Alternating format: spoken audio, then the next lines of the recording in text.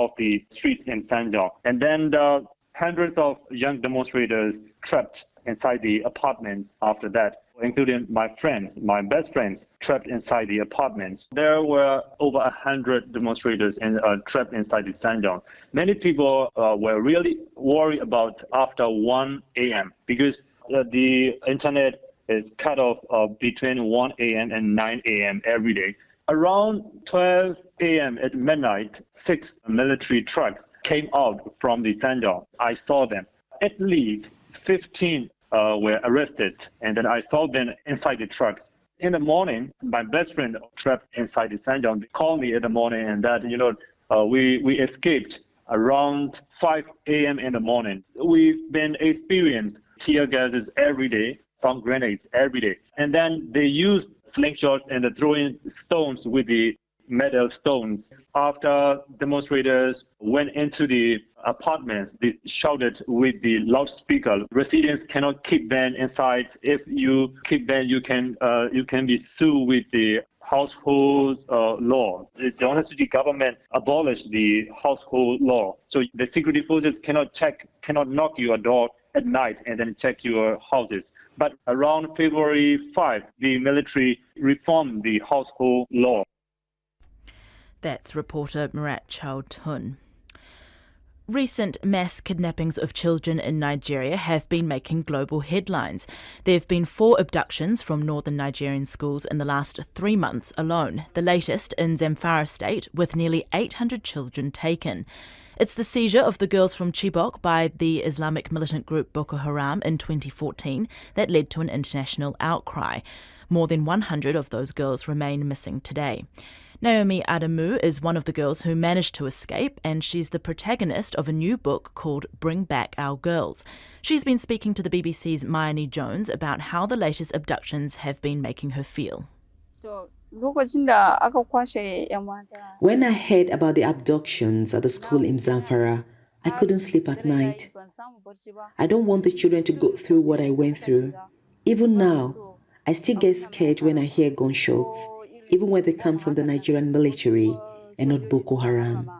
Boko Haram are still active in northeastern Nigeria. It's been over 10 years now that they've been waging war in the region. Did you think that they would still be active, terrorizing people till today? No, because when we left there, they were splitting into 2 groups. So we thought they were over, finished. They were divided. Some of them were in Sambisa, while some were in Kangarua. Whilst you were in captivity, you started writing a diary about your experiences. Tell us about how that started.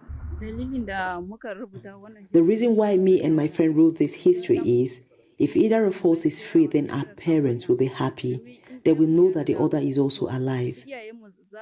We did not want to live without writing anything. And if we get married, our children will need to hear the history of the difficulties we've gone through. That was why we wrote the diary. You know, many of the girls who were taken with you got married, and you resisted getting married. You never gave up your faith. How did you know that you wouldn't get killed? The Boko Haram leader Abubakar Shekau had told us that he abducted us, not because he wanted to marry us off to his men, but because he wanted to put pressure on the government to release his men who were in detention. Still, Malam Hamed, another Boko Haram commander, insisted that I must get married. I told him that I would never get married to Boko Haram, no matter what. That's Naomi Adamu speaking to the BBC's Mayani Jones. One of the consequences of COVID-19 in the US is the reversal of women making progress on equal pay and gender representation. Since the virus hit a year ago, millions of jobs have been lost and women have been affected the most, with school shutdowns and nursery closures often adding to their plight. Nida Tawfiq has this report. It's a year since COVID first hit the United States, sending people's personal lives and the economy into freefall. We're in a deep hole with respect to the job market and a long way to dig out.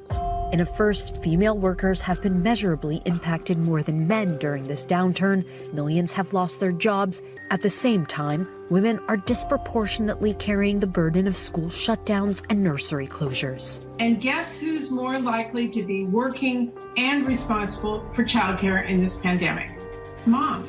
And some of those still at work are also paying a high price.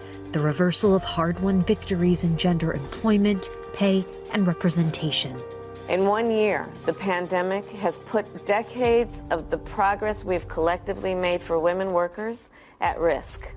But the COVID crisis has underscored just how incomplete the revolution remains. This is basically where everything happens. Starting in New York, a year ago, the center of the pandemic in the United States. And the city's hospitality sector, which employs many women, was hit hard. That one is a flourless chocolate pistachio cookie. I'm talking to Dawn Cassels. She's the founder of One Girl Cookies, and she gave me a tour of one of her 3 cafes, an industry city along the scenic waterfront of Sunset Park, Brooklyn. Prior to the pandemic, we had about 28 employees, and about 24 of them were women. Now we have closer to 17 or 18 employees, many of them now part-time, whereas before they were full-time. And of the people that we have working for us now, all but 6 are women. Is the reality that some jobs are just never coming back? Yes, definitely. This was the first service sector-led recession we'd ever seen, and it was hitting women in a way that we had never seen before. Diane Swank is chief economist with the accountancy giant Grant Thornton and was stunned by the speed at which jobs were lost. So losing 1.7 million jobs, and a large percentage of them, particularly dominated in the service sector like leisure and hospitality, food, restaurants, bars. We also saw it in healthcare. That was economist Diane Swank. The Prime Minister of Thailand has both stunned and amused journalists after he stopped his own press conference to spray them with hand sanitizer in an attempt to dodge tough questions. Prayut Chan-o-cha left the podium, grabbed a bottle of sanitizer and started spraying the journalists while holding a mask in front of their face. And that's World Watch for today. Kia koe, Mani. Kia ora, Plina. That's one way to dodge some hard questions. Indeed. And that is Midday Report for today, March the 10th. Koina te purongo o te paututanga mō tēnei rā. And a big mihi to our producers Michael Kropp and Esther Zweifel and our operator Denver Grinnell. Nei te mihi kia koutou katoa. Please stay tuned for the latest Covid-19 update from Minister Hipkins, and the Director General of Health, Ashley Bloomfield, will bring that to live just after 1. But for now, hei a popo, noho ora mai.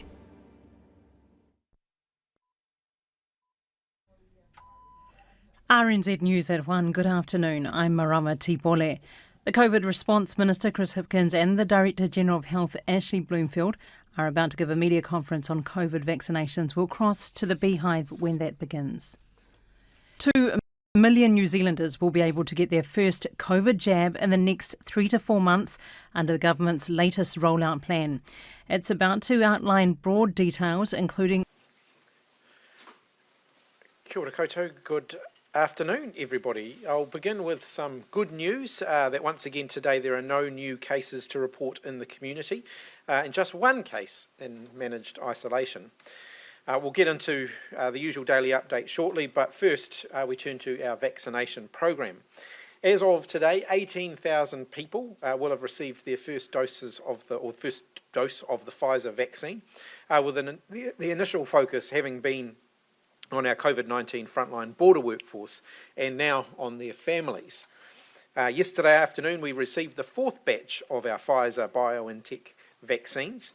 That shipment of around 64,000 doses arrived as air freight at Auckland International Airport, bringing the total number of COVID vaccines we've received so far to around 265,000, enough to vaccinate more than 132,000 people with the 2 doses required to get maximum protection.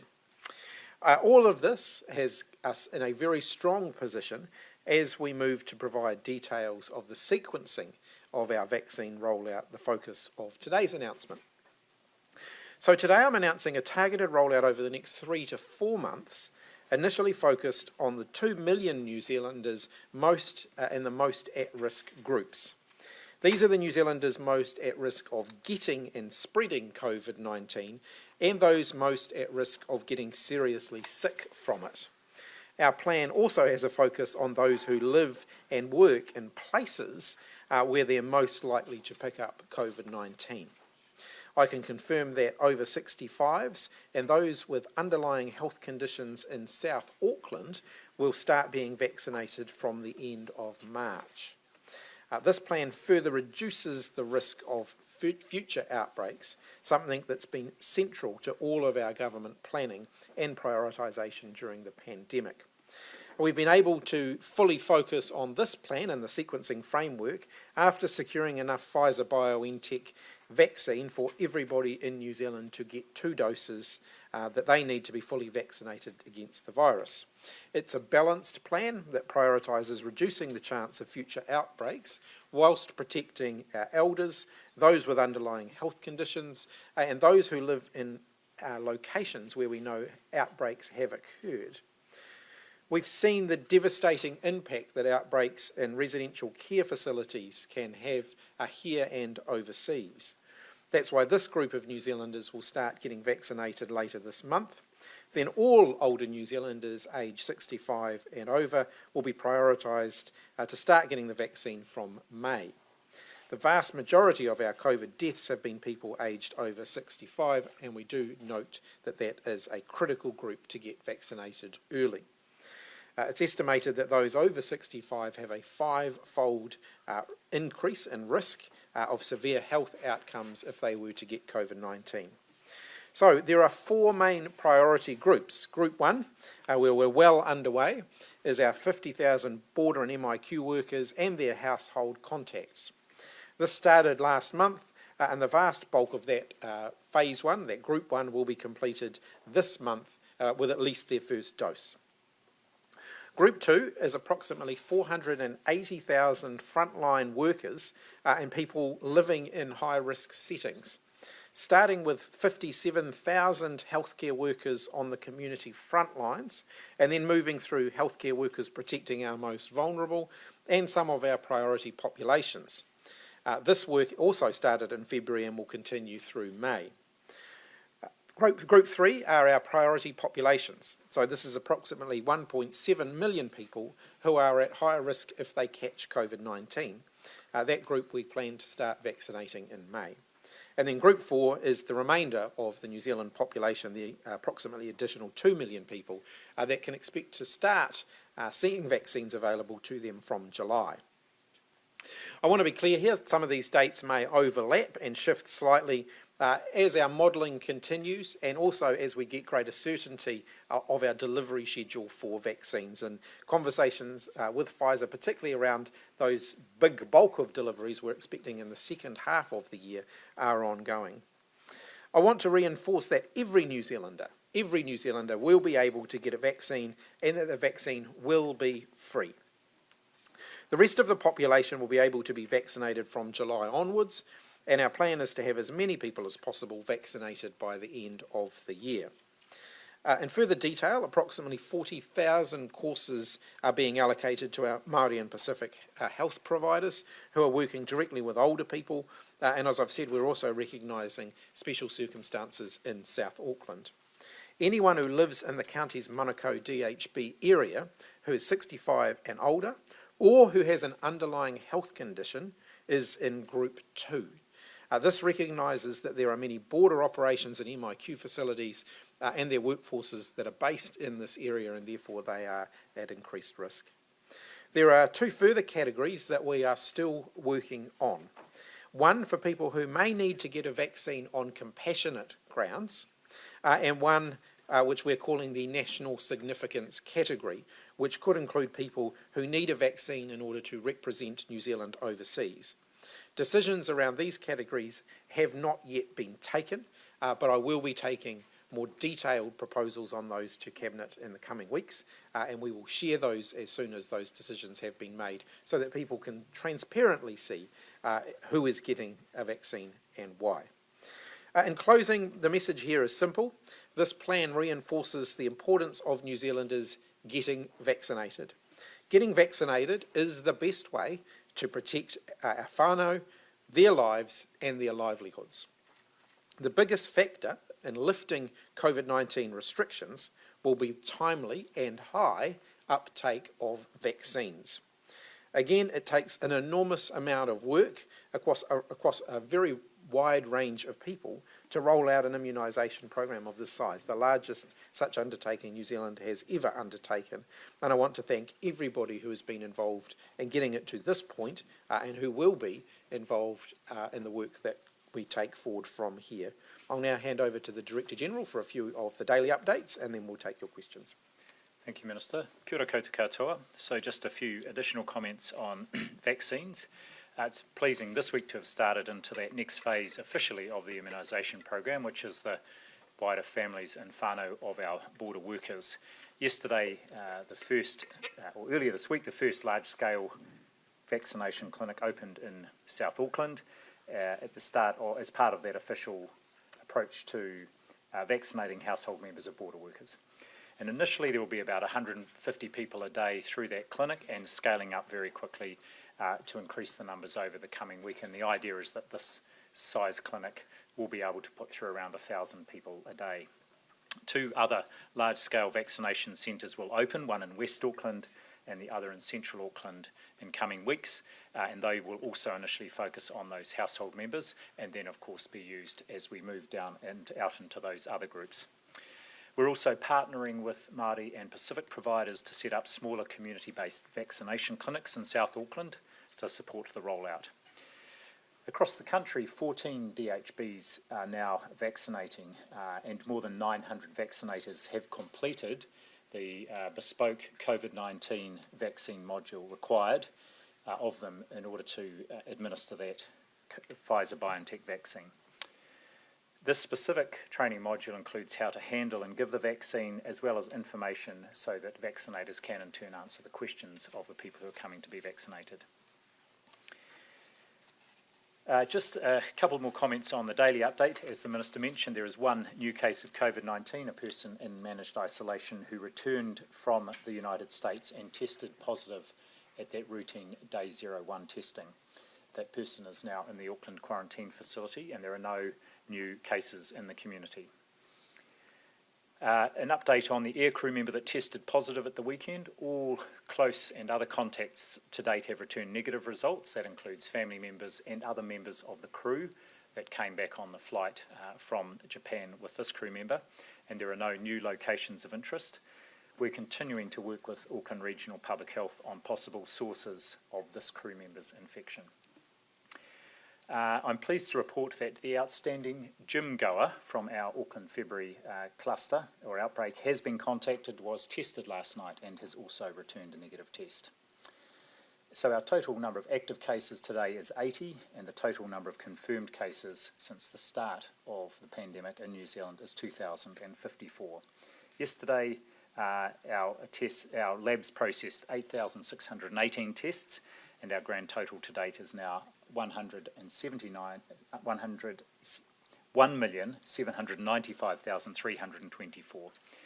And so far we have also had, since the 1st of January, 37 historical cases out of a total of 243. Thanks, Minister.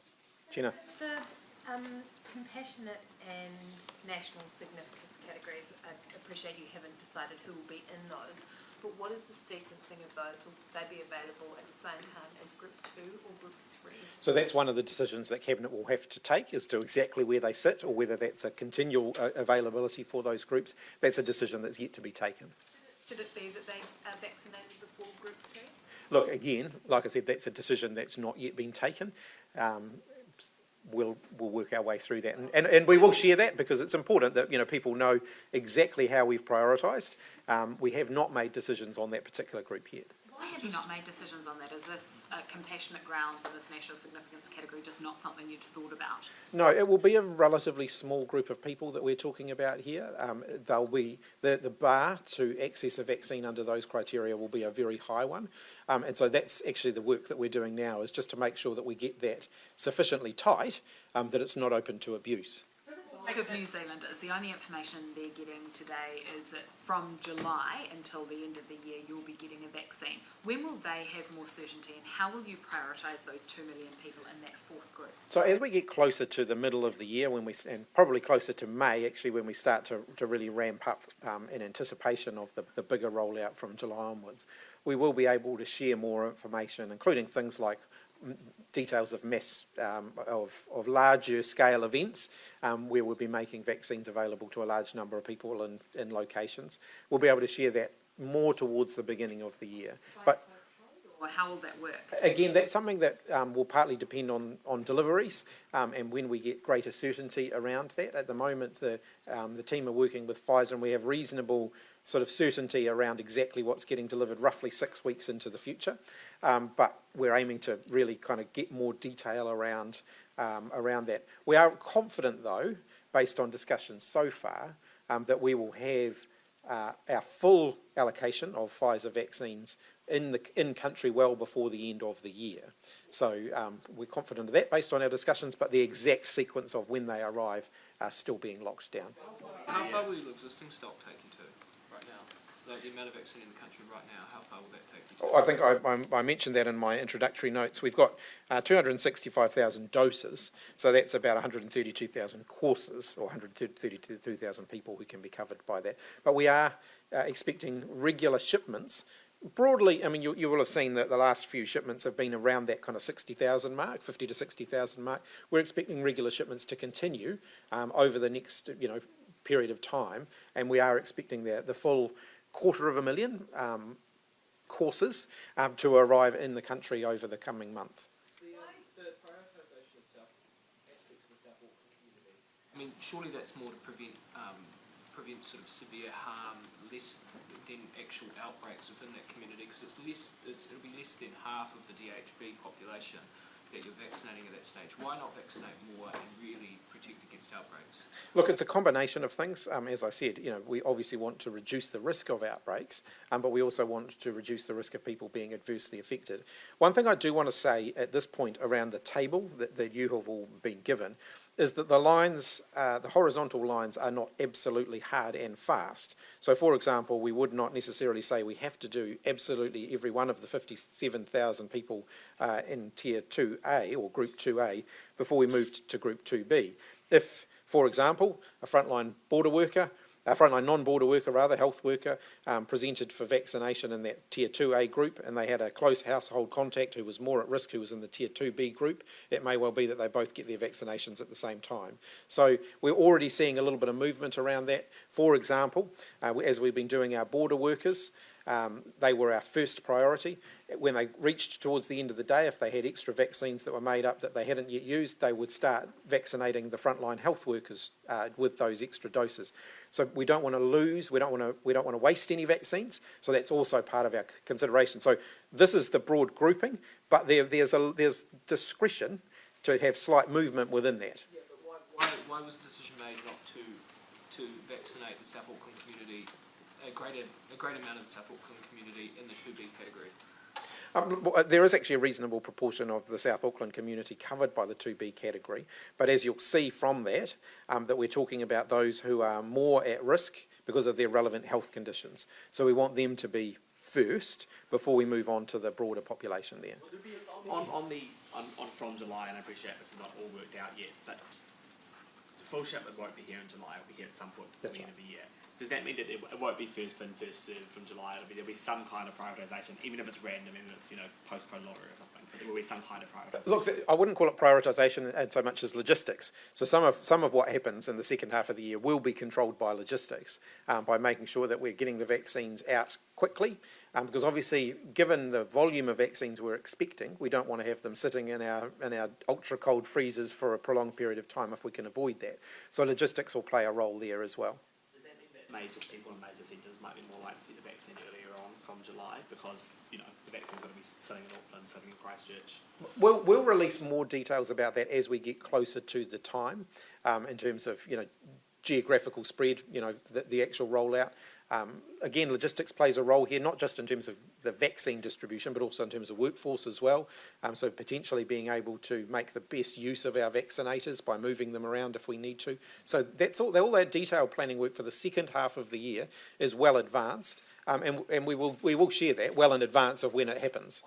Sorry, I'm asking about that. How many vaccines can you hold safely, at the deep freeze right now, and how many vaccinations can you give out a day, and are you ramping that up? I'll ask the Director General to comment on our current capacity. So I don't have the exact figures, but we've got the 9 freezers. I mean, it's hundreds of thousands of doses, and obviously as things start to ramp up over coming weeks, we'll see more flow through the freezers.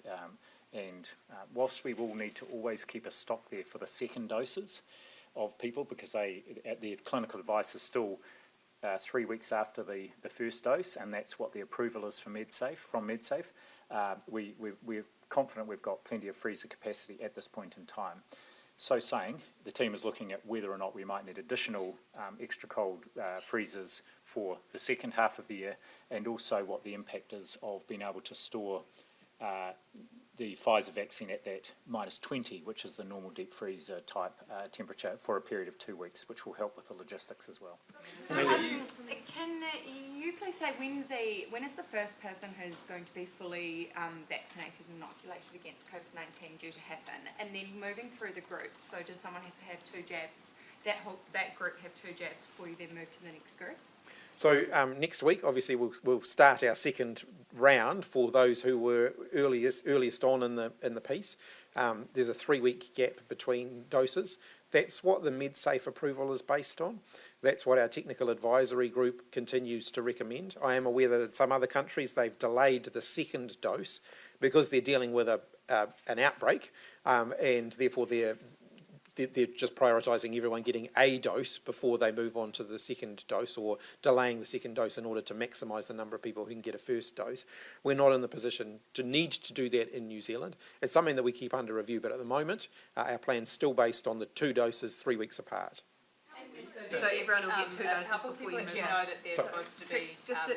Can we just clarify that answer yes. that you just gave? So everyone in group 1B will get 2 doses before you move on to 2A. Like I said, the lines, the horizontal lines here are not hard and fast. It's an approximate sequencing, because there'll still be some discretion at the front lines for those doing the vaccines, so that they're making sure they're making the best use of the resources available to them and the people who are available to them at the time. But the thinking is you get 2 doses before you move on to the next group, or no? The way we manage our inventory, we'll be managing our inventory to ensure that we can give people their second dose within that sort of, just shortly thereafter the 3-week time period. Sorry, we'll come back over here again. Know that they're being sort of invited to get a test? Are they going to be sent out letters on how is this online going to work? Sorry, you mean to get a... get a vaccine. To get a vaccine. Look, the online tool is primarily just a resource for people to be able to look up where they sit in the queue, if you like. So it won't be particularly sophisticated. It won't give you a huge amount more information than the information that we're setting out here at the moment. But it's simply a way for people to know and to understand what all of this means for them in a way that's very digestible and easy for them to understand, rather than have to try and interpret the sequencing framework themselves. Audrey. Within each group, will there be any advantage if your surname begins with A as opposed to Z? No. Just clarify, in other countries, people are being... Well, we'll just let Audrey finish that one, yeah? Yeah, so within each group, how will it be sequenced? Ultimately, there is a booking system that's being used. I'll get the Director General to comment on the booking system. It's one of the IT solutions that's being put in place. In terms of our border workers, I can say that it's largely been determined based on their shifts when they were working. So we worked our way through their shifts, but there will be a booking system to make sure that we're creating the right framework here, but I'll let the Director General comment on that. Thanks, Minister. So there'll be a range of ways whereby people will be able to either book online themselves, or they will be contacted by a provider. It might be their GP or a Māori or Pacific provider. There will also be opportunities for just walk up, walk in. But just on this issue of how do you decide where and when once you get to the wider population, clearly not everyone can be vaccinated on the same day or even week or month. And so there will need to be, we're putting thought into what's the best the best way to use the capacity in the system, and as the Minister mentioned, that could be thinking about doing it on a regional basis, so we can use at the peak we will need hundreds, if not over that 1,000 or 2,000 additional vaccinators. It may well be we use them or a portion of them in regions to do those larger scale events. Meanwhile, while there is background vaccination happening through, for example, general practice, or it could be at pharmacy or through Māori and Pacific providers. So it will be a combination. But I can assure you the youngs won't be disadvantaged by the alphabet. Question of sports stars. Have you kicked a decision about that down the road because of emerging community sentiment against it? No, not at all. It's just we haven't worked through the finer details of that. One of the things that we're very mindful of, if you think about the compassionate grounds, for example, you have to construct those very, very carefully to ensure that people don't create compassionate grounds to get themselves ahead in the queue. So we've worked through this with our managed isolation facilities, for example, and the emergency allocation criteria, and we will certainly be drawing from that experience when we consider the compassionate grounds that may be applied to people accessing. But it will be, again, I just want to be clear here, that these will be quite small groups of people. That will not be, it's not going to be a backdoor way for people to push themselves up through the queue. A small number that it seems odd not to give people them. But in any case, will you guarantee that Olympians and Paralympians who are due to compete in July, none of those athletes will be forced to make a choice between competing, which they put their heart and soul into for the last 4 years, and travelling safely? They'll be able to be vaccinated? Look, I'm not going to comment on sports teams because we will set out that national interest criteria very clearly once the Cabinet signed that off, and I don't want to get into to who will be covered by that and who won't until the Cabinet's actually made decisions on that. Can basically give up their... What was that? What could the compassionate grounds be? There'll be people who absolutely have to travel for some kind of emergency situation.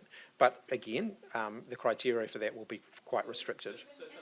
Like someone, a relative dying overseas or something like that? Like I said, it'll be similar to the emergency criteria we have to access an MIQ space at the moment. But the Cabinet's not signed those criteria off. As soon as they have, believe me, I will tell you. In terms of speaking about a national significance category in terms of the sports stars, can we take that to mean that the cricketers won't be able to travel to the IPL, which they're not representing New Zealand at? Look, again, national significance is not just sports teams that we're talking about here. We're also talking about diplomats who have to travel overseas, trade negotiators, a variety of other, national interest groups. And again, before we absolutely set all of that out, I want to get my Cabinet colleagues to go through that carefully, and I'm sure that there will be quite a lot of discussion about that before we release all of that. Jessica, do you appreciate though the urgency in this for some of those sports people and I'm sure business people and diplomats? The clock is ticking very loudly. Oh look, they won't have to wait that much longer. We're talking about a week or two. It won't be a long period of time they have to wait. In terms of your decision to include South Auckland people over 65 in that earlier category, when did you decide to add that in to the mix? Oh, look, that's been a discussion over the last couple of weeks. Really, this has all firmed up since we had certainty around the access to the Pfizer vaccine. Because, of course, you'll be aware that there's debate around which vaccines were most suitable for the over 65s. So we weren't able to lock that down until we had absolutely locked down which vaccine we were using, which was the Pfizer vaccine. So it's in the last few weeks. That you decided that South Auckland needed to be a priority? Well, look, all of this has been, I think you would have heard me talk about this over the last few weeks when I've been asked about the principles that underpin this framework. It's about people who are most at risk and settings that are most at risk. And I think I've said for some weeks now that we recognise that South Auckland, particularly those who are in and around the airport, that's a setting that's more at risk. Will Kiwis who've been vaccinated still have to go through MIQ? At this point, yes, and we have not made any decisions to change that at this point. When will you start reviewing that? Look, I think we can plan on the basis that that's going to continue to be the case for some time yet. When we get to the point where we may want to consider that, we'll tell you more about it. Surely there'd be an easy way to carve out a few people from the MIQ system to free up a few spaces. Look, there's still issues to work through there around the science involved. There's still issues to work through there around the efficacy of different types of vaccines, bearing in mind that, the people who are coming in won't all be part of our Pfizer campaign. So we've got to work through some further science, and it will be science and health that underpins our decisions around that rather than anything else. So the Olympians coming back through, like in August. You don't look like Henry, but that's okay. Same hair colour. But so when the Olympians coming back through, say in August, September, they will likely have to go through MIQ. Look, again, I don't want to preempt decisions that are that far away in the future, but the Olympic Committee will certainly be planning on that basis. On the National Significance test, would that include cabinet ministers who might want to go to, say, COP or other international fora? And if it did, would a politician be making that decision, or would you throw it over to the bureaucrats? Look, again, this is one of the reasons I don't want to get into this discussion yet, because until you actually have a clear criteria, deciding who's in or who's out is... I really can't give you a comment on that until that's absolutely finalised. Do you have any concerns for the safety of under 16-year-olds, and are there any plans to use a different vaccine to vaccinate them? I'll let the Director General comment on that. Thanks, Minister. So, look, we continue to watch what the emerging studies are showing around, which are trialling the vaccines, the 4 vaccines in our portfolio on under 16s. I think what I would say is we would have a reasonable level of confidence that the Pfizer vaccine will be one of the first to present data, and also one of the ones that a priori we would imagine would be safe in under 16s, but we are waiting for that information to come through from the trials. We have enough vaccine, Pfizer vaccine, should the data and evidence come through, we have enough vaccine to vaccinate the under 16 population in accordance with what the trial data will be showing. Yep. Are you concerned about the safety of those people? Not in the current situation, because we're continuing with an elimination strategy, which is protecting all New Zealanders, and we have managed isolation as a key part of that into the future as well. I'll spread this around a little bit. Yep. The July target for starting with the general population is set after some countries overseas are actually expecting to have vaccinated their entire populations. Are you expecting that there's going to be pushback from New Zealanders when they see that their friends and families overseas have already been vaccinated and we haven't even started with the general population yet? Look, ultimately this is determined by the supply of vaccines, so we have to make sure that we're providing equitable access to vaccines based on when we know vaccines are going to be arriving in New Zealand. Will the national significance category include business people? Look, I can't sort of reiterate this enough times. At this point, the Cabinet hasn't made decisions on that. As soon as they have, I'll let you know. So, and the 9 black caps that are due to go overseas to play in India, they won't be vaccinated. What's your advice to them? Look, same answer as I had before. Cabinet hasn't made decisions on that, on who's covered by that national significance criteria. This week, they've run out of time. You've not prioritised them in the list. Yep. Should they travel? Look, ultimately they should follow public health advice. Public health advice? The public health advice around anyone who's travelling, I'd encourage them to talk, in New Zealand cricket, to talk to public health professionals. So do they just have to suck it up, that they can't go overseas and play, and that's look, the national significance criteria, as I said, hasn't been set yet. As soon as it has been, we'll let you know what it is. We'll come back over here, yeah. If someone's been through MIQ, hasn't paid their fees yet, and then they go to leave the country without paying, would you consider stopping those people at the border? Sorry, run that one past me again. So say someone's entered the country and gone through MIQ, they haven't paid their fees, and then they go to leave New Zealand without paying. Would you consider stopping them at the border to try and get that money off them? Look, I'd have to check whether the legal framework allows for that, or whether we would need to change the legal framework to allow for that. I'll come back to you on that one. Audrey. Where do the Cook Islands and the realm countries come in the sequencing? So that's still part of an ongoing discussion with the governments of those realm countries. As soon as we've sort of finalised that with them, so they have to make decisions, for example, about whether they want to use Pfizer or whether they want to use one of the other vaccines. So those are discussions that are ongoing with them. So the reason they're not included in this framework today is because we don't have certainty on that. Now that's not all down to New Zealand. That's also their governments have to make some decisions of their own, and then we'll work with them on the basis of those decisions that they take. Do you have any advice on pregnant women having the vaccine? So at the moment, our advice remains the same, that the pregnant women should have a discussion with their clinician about the benefits and potential risks, and that's a clinical decision and one for them to make on the basis of that discussion. You mentioned this morning about the systems not being ready yet for the vaccine rollout. So what still needs to be done to get those databases up and running, the booking system up and running? How soon until we can see that actually in force?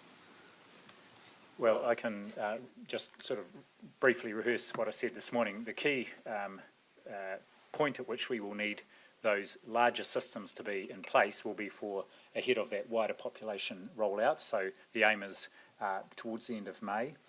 In the meantime, our systems are there to help deliver the vaccine through these priority groups.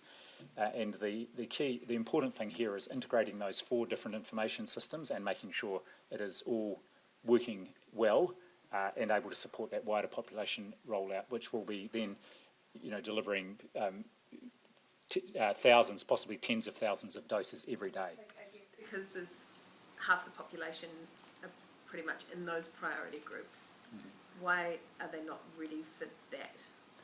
Oh, they are ready for that, so we can continue to scale up with our current approaches, but it's when we go to that wider approach, we need to have integrated the booking system, the recall system, the immunisation register, and the track and trace system, because it's a much larger scale venture. The systems that we have running at the moment are going to be good enough for this.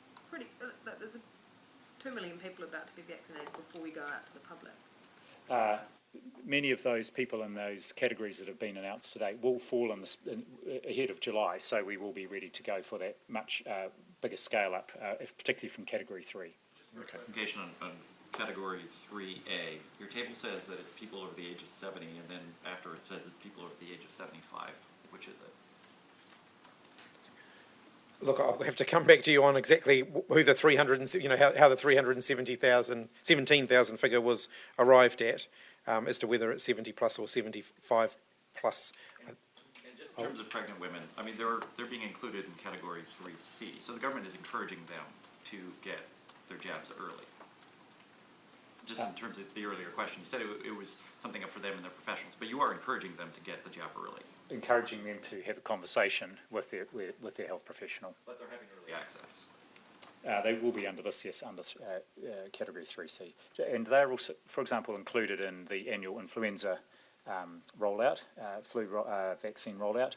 They are included in that category of people who are eligible in that high priority category where it is publicly funded. Okay, we have to have the last couple of questions. Minister, Judith Collins has called for the Trans-Tasman bubble to be opened. Can you report any progress on negotiations on this? What's currently stopping the bubble from being operational? Ultimately, certainty around what we do in the event of outbreaks on either side of the Tasman. The Australian government's position has shifted around a bit in terms of their response. It's clear that the response framework that we were originally discussing with them is something that they would no longer use in making those decisions. So we have to recalibrate at our end to consider how that will how that affects our response. Can you just be clearer about that? Because I actually don't understand what that means when you say unpredictable responses. What does that change? Well, my understanding is they've introduced a new testing requirement as a result of just our most recent set of cases, which wasn't there previously and wasn't something that had been discussed previously. Their suspension of the green zone, or their green zone, and the various decisions that they have taken about that following our recent outbreaks, again, wasn't consistent with the framework that we had been speaking with them about. I still don't think these are insurmountable issues, and so we continue to talk with them. Bear in mind at the moment their state-by-state approach is still leading to different outcomes. So at the moment, Victoria and New South Wales are allowing people to come in, but other states are not, come in from New Zealand quarantine-free. And bear in mind too that their willingness to do that is based on New Zealand being completely COVID-free, and even the smallest incursion of COVID into our community prompts quite a significant response from Australia. So, look, we're just working through all of that. It has been a difficult process, but I'm still optimistic about it. New Zealand could do the same way as Australia tomorrow. It could open a green zone and close and open as it needs to.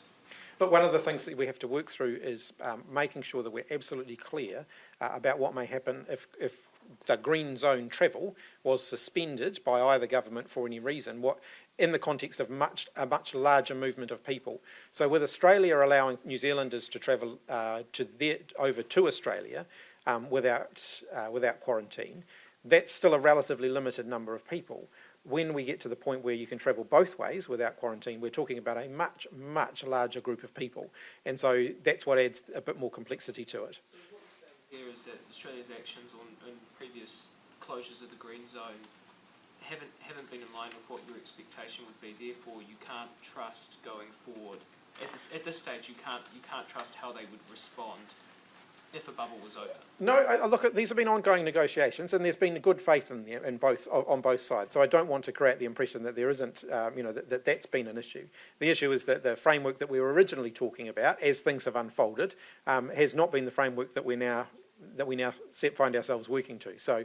How they would respond if there is a greater outbreak and the bubbles. I think ultimately, if I could characterise it this way, the early discussions were based on sort of joint decision making around any response to an outbreak on either side. I think where we're now getting to is that both countries will reserve their positions to respond in a way that country wanted to in the event of any kind of event. And so therefore the settings that you have around that are look quite different. And so we're working our way through that. Unilaterally previously, and it caught you by surprise? Well, they've kept us informed with the decisions that they have been taking. I'm going to have to dash because I've got to go to the question. Is that given you agreed with the Australian government to do that back in May? That's 10 months ago, and now you're having to change routes, change plans. Events. Things have happened in that time. It hasn't all been plain sailing. There have been outbreaks on both sides that we've had to respond to and deal with.